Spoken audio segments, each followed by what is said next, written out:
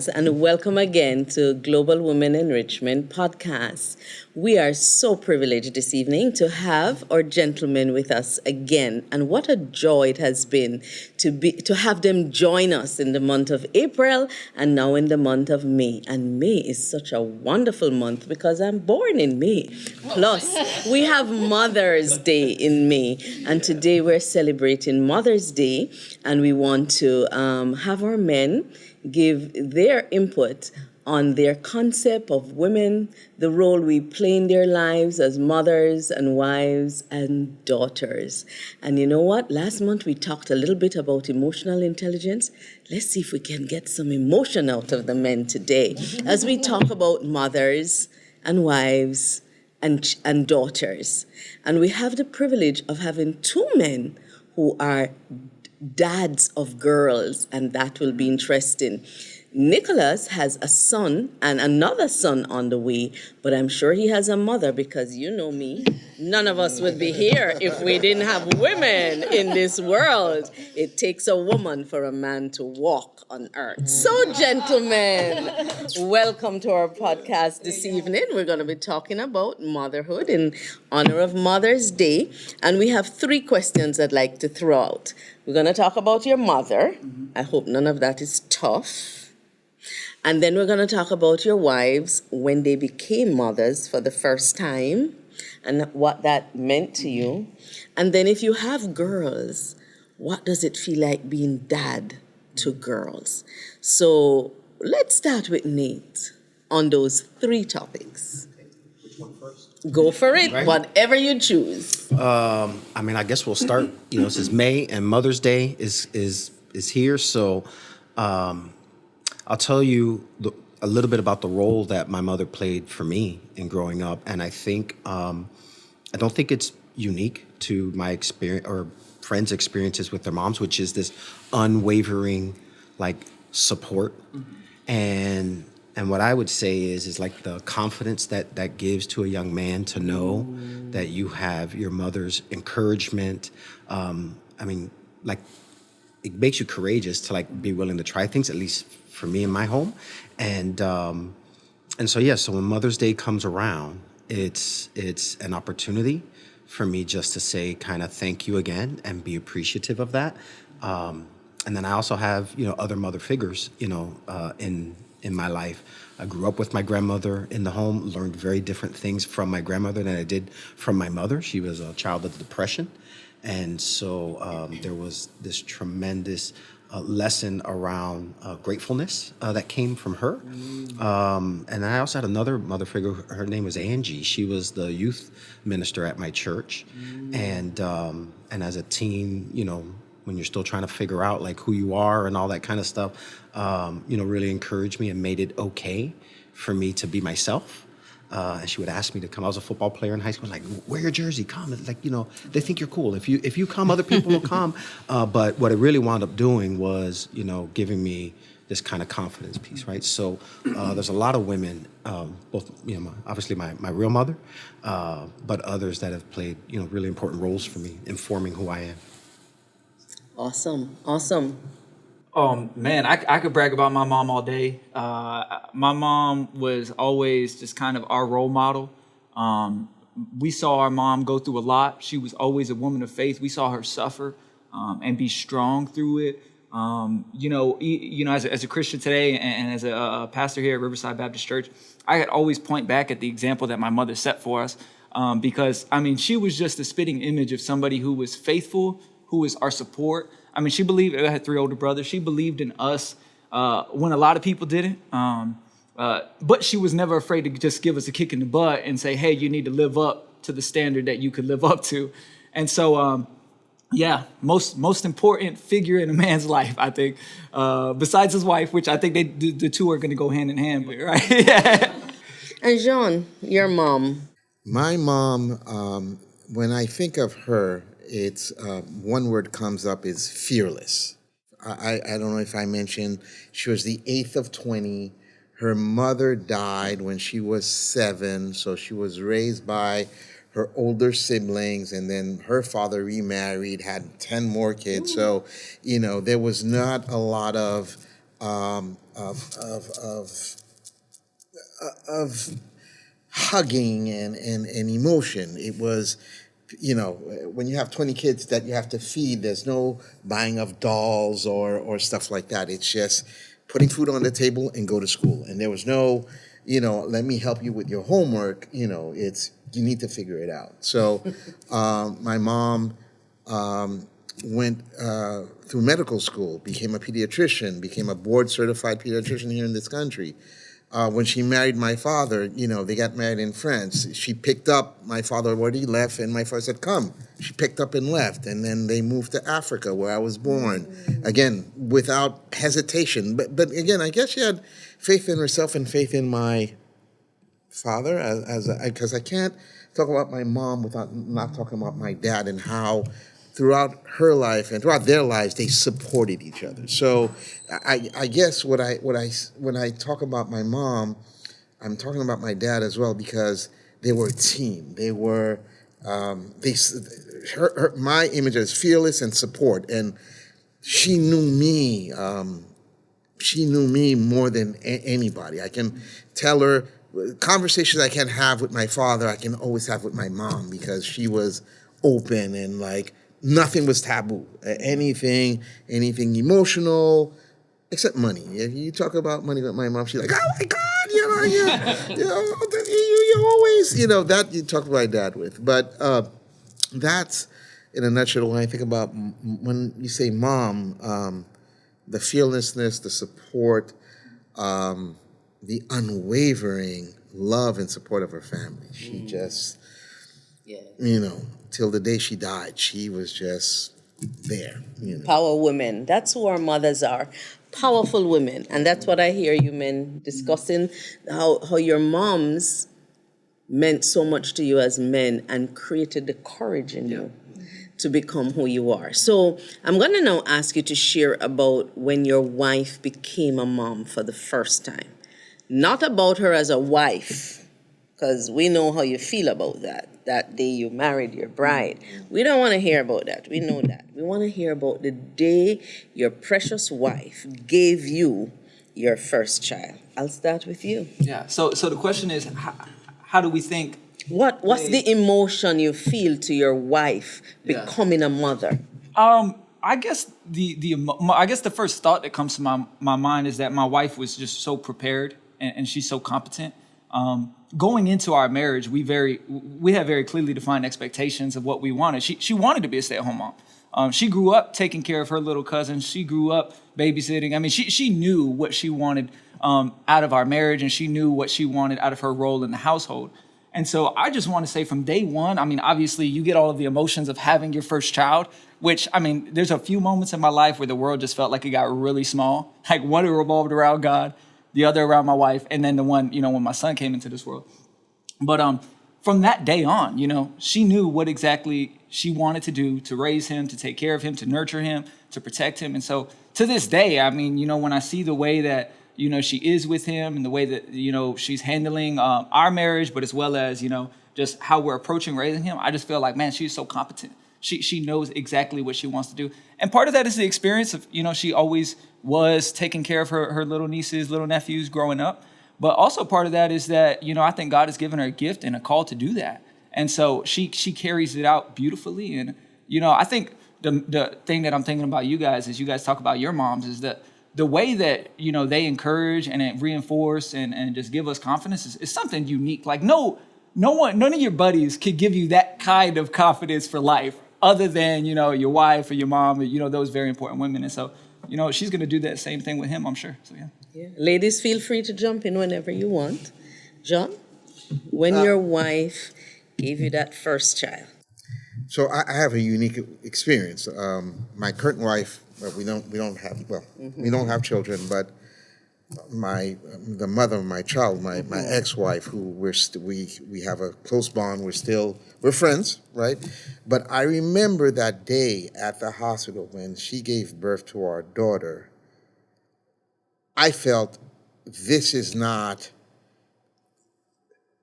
God's act. Like she was, in my mind, transformed from a flesh to something more spiritual. Like she was like now on this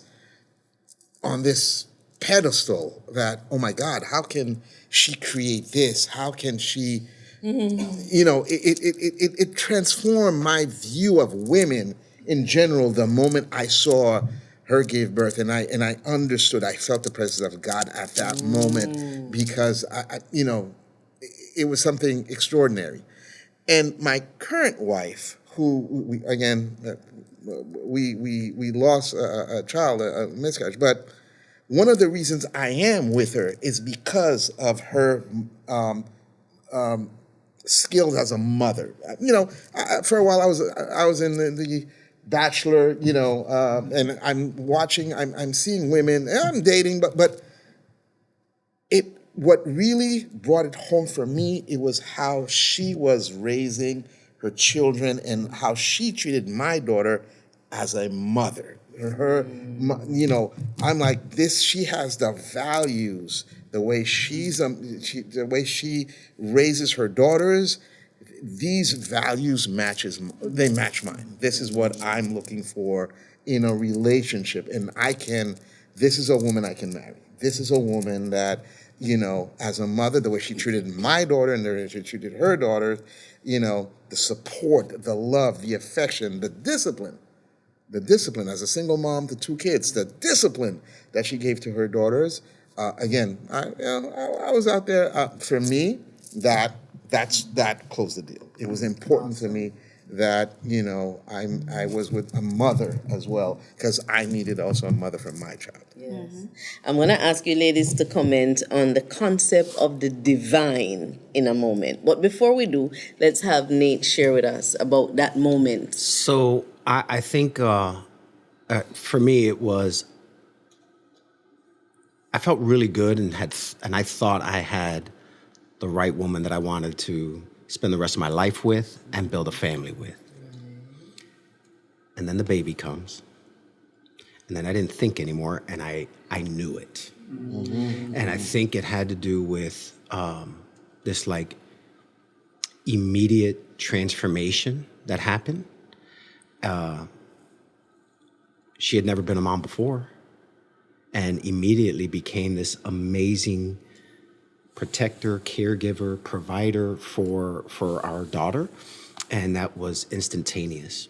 And it was, for myself, that moment, right? Like, there's nothing else I can describe. Every other relationship that I've ever been in and have known takes time to grow. Mm-hmm. You start in one spot and love grows. Mm-hmm. It's not that way with your children. It's instantaneous. I don't know how else to describe it. It just happens, right? You immediately have this connection with them. And I saw that in my wife also, but to a whole kind of another level. I mean, she had 9 months of this physical connection before this happened. So I can only imagine, if that's what it felt like for me, how much more would it be for her? And I think the respect that I already had, but just deepened by seeing this immediate transformation, it was awesome, and it's a gift, and I'm just grateful. I think that's like the most important word too. Like when I think of like what happens in those moments is that you just realize, because, I think you even brought up the word divine. Usually we think of God as this gift giver and we as these receivers. And then sometimes we think of just kind of spiritual blessings as the blessings that we receive from God. But there are certain moments in life where you realize people are gifts from God. And in that sense, they are divine, right? Like they have that taste, that smell, that feeling of divinity, because you realize this moment is a grace from God that we did not deserve, but we still were able to experience it. And I would say in that sense, I don't know if that's the question you're hitting at, but in that sense, like those are divine moments. Not that anybody is divine. I wouldn't say anybody but Jesus is divine, but I would say that you realize certain moments in your life are gifts from God, and in that sense, they are divine. Right. Yeah. It for me, I always view children, as you said, they're gifts from God. And when, like I said, when my wife delivered that gift, there was nothing, it was like a glow. It was like God's direct intervention in that moment, when delivered on my daughter. So that's why when I see people abuse children, that's one of the things I can never forgive. I don't understand. Yeah. I don't get, because when I look at my daughter, I see my mother, I see my father, I see her, like, it's almost a transference of all those folks into one being. And that's why I can never understand people hurting children.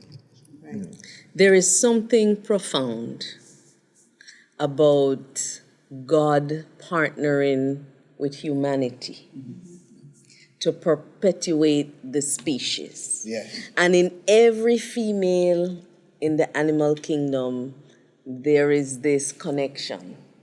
Nothing is created without God's almighty hand. And that God would choose us as women to partner with us and to grow this precious human being is divine. It's a divine moment. It's a powerful moment. I am in awe that God would create another being through us. And it's powerful. And, I think of you all at that moment when you see that child being born. And you expressed it so beautifully, the eloquence of something divine is taking place. And the fact that this woman goes from, okay, she was my wife, and now exponentially she's a mother, and she knows nobody teaches us how to be mothers. We just become mothers. And we do what we have to do with our little ones, and it is divine. Ladies, please. This is what do I you have to share? What I would say is I never knew what real love was until I gave birth. I love my mom. God bless her. She's no longer with us. She left us in 2021. But when I had my son, I have 3 kids, 2 sons and a daughter in the middle. When I had my firstborn, I literally picked up the phone and I called my mom and tell her how much I loved her. Because after you have given birth and you know what you've gone through, and then you see this little person that you have to just take care of, it's just a different dynamic. I mean, so it is a divine gift from God in being a mother. Yes. And I'm so grateful that I was able to become a mom, because I know there are many people that unfortunately do not have that privilege. And I'm very glad to hear how you guys feel about your mom. Hey, we give birth, that's something that men cannot do. I'm sorry, we got one up there, you guys. That's right. I can't even handle a headache, let alone. First of all, I love the fact that I was able to be a vessel for God to bring 2 amazing humans, Megan and Liam, into this world, and that I had the privilege of doing that. What I'd like to take us to is a comment that you made, Nate, when you were talking about mothers, and that is that we can actually have more than one mother in our life. And the important role of mothering others, and how that can come in the shape of a youth pastor, how that can come in the shape of a grandmother, an aunt, whatever it may be. And there are women that, for whatever reason, can't physically give birth. Doesn't mean they can't mother. And so I would love to, you shared about who was more than one mother in your life. John, what about you? Oh, yeah. I was, again, like I said, my mother was raised by her older siblings. My Aunt Edith, who was the eldest of the family, although she always said, don't say that, don't tell them I'm the oldest, because she didn't want anybody to know her age. But she and my mother's younger sister, the 3 ladies, basically raised us, because my mother was having her career. So those, they juggled my brother and I and our cousin, and they were always part of our lives. My Aunt Jacqueline, when I was even in college, I would bring my clothes back from school and my laundry. She said, okay, bring your laundry. So I would bring my laundry every week.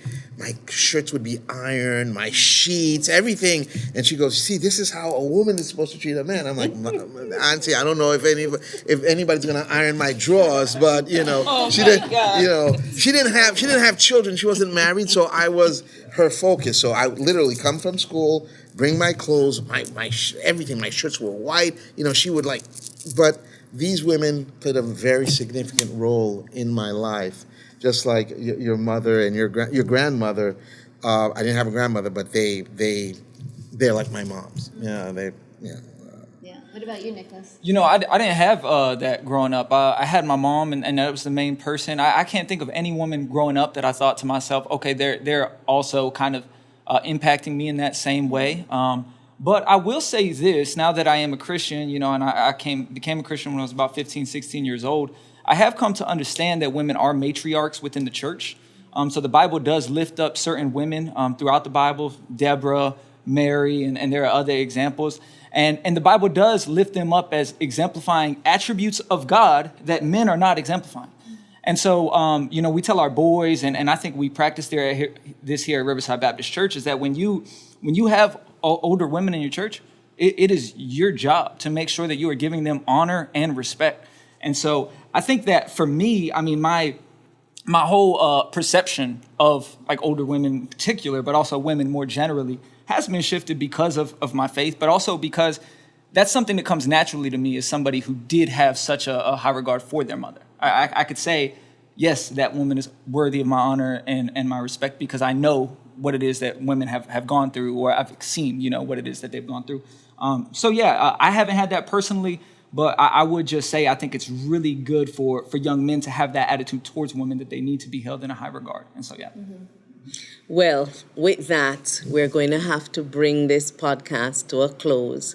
As I said earlier, on this podcast today, we have two men who are dads of girls. And one day soon, maybe far away, they hope, they will walk their daughter down the aisle, hopefully, God's willing, and they will become somebody's wife. And then they will become moms too, and maybe will give to these wonderful men granddaughters and grandsons. And that is another dimension to this relationship thing. So with all of that, we want to thank our guests for sharing their thoughts with us on motherhood. And we want to give a big shout out to all our moms. Thank you. We cannot say thank you enough. Gracias. ¿Cómo se dice en French? Francis? Merci to all our mothers who have been there for us and encouraged us to be who we are today. Would you like to take us out, Laura? Yes. Happy Mother's Day, and remember to visit us at GWEnrichment.com. See you soon.